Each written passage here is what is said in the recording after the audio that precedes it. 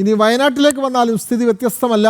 Wayanad medical കോളേജിൽ ചികിത്സ തേടി എത്തുന്നവരിൽ പ്രതിദിനം 250ഓളം പേരാണ് എക്സ്റേ പരിശോധനയ്ക്കായി എത്തുന്നത്. എന്നാൽ കഴിഞ്ഞ കുറച്ച് ദിവസങ്ങളിലായി യൂണിറ്റിലെ പ്രധാന മെഷീൻ കാലപ്പഴക്കത്താൽ തകരാറിലായതിനെ തുടർന്ന് പരിശോധനകൾ മുടങ്ങി.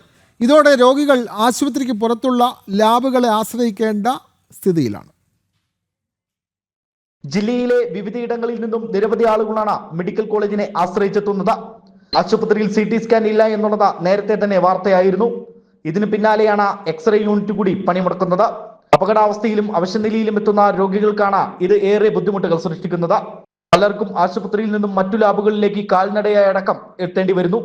മാത്രമല്ല, എക്സ്റേകൾക്ക് വലിയ വിലയും നൽകേണ്ടി വരികയാണ്. താത്കാലിക ബദൽ സംവിധാനം എന്ന പോർട്ടബിൾ മെഷീൻ ഉപയോഗിച്ച ചുരുക്കം ചില എക്സ്റേകൾ മാത്രമാണ് ഇവിടെ എടുക്കുന്നത്.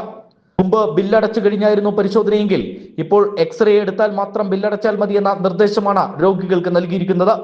അതേസമയം ആധുനിക സംവിധാനങ്ങളോടെയുള്ള പുതിയ മെഷീൻ സ്ഥാപിക്കുമെന്നാണ് അധികൃതർ അറിയിക്കുന്നത്. ആശുപത്രിയിലെ CT സ്കാൻ പ്രവർത്തനം നിലച്ചിട്ടും 1 വർഷത്തിലധികമായി. മെഡിക്കൽ കോളേജിൽ നാളേറെയായി CT സ്കാൻ പ്രവർത്തിക്കുന്നില്ല. അവിടെ വരുന്ന രോഗികളെയൊക്കെ അംബേദ്കർ ഹോസ്പിറ്റലിലേക്ക് കൊണ്ടുപോയിട്ടാണ് CT സ്കാൻ എടുത്ത് വരുന്നത്. അത് രോഗികൾക്കേറെ പ്രയാസം സൃഷ്ടിക്കുന്നുണ്ട്. അതേപോലെ തന്നെ അവർക്കുണ്ടാകുന്ന അപകടങ്ങൾ അതൊന്നുകൂടി കൂടുന്നതിനാണ് ഇത്തരം അംബേദ്കർ ഹോസ്പിറ്റലിലേക്ക് കൊണ്ടുപോയി തിരിച്ചു വരുമ്പോൾ അവർക്ക് സംഭവിക്കുന്നത്. അതേപോലെ തന്നെ 2 ദിവസമായി മാനന്തവാടി മെഡിക്കൽ കോളേജിലെ എക്സ്റേ മെഷീൻ പ്രവർത്തിക്കുന്നില്ല. പരിശോധനയ്ക്കായി എത്തുന്നവരെ നല്ലൂർ നാട് അംബേദ്കർ ആശുപത്രിയിലേക്ക് റഫർ ചെയ്യും. CT സ്കാൻ മെഷീൻ വാങ്ങുന്നതിൽ പണം അനുവദിച്ചതായി പ്രഖ്യാപനമുണ്ടായെങ്കിലും ദിവസങ്ങൾ പിന്നിട്ടിട്ടും നടപടികൾ ഒന്നും ഉണ്ടായില്ല. ജനം, വയനാട്.